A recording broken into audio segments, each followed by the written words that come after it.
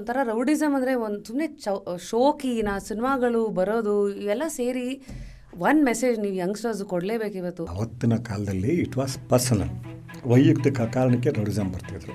ಈಗ ನಾನು ನನ್ನ ತಮ್ಮನ ಕಾರಣಕ್ಕೆ ಬಂದೆ, ಬಚ್ಚನ್ನು ಆ ಥರ ಬೇರೆ ಕಾರಣಕ್ಕೆ, ಅಲ್ಲಿದ್ದವರೆಲ್ಲ ಜಯರಾಜ್ ಪೊಲಿಟಿಕಲ್ ಕಾರಣಕ್ಕೆ ಬಂದರು ಮೇನ್ ಆಗಿ. ಸೊ ಹಿಂಗಿತ್ತು. ಇವತ್ತು ಆಗಿಲ್ಲ. It has become another avenue for life.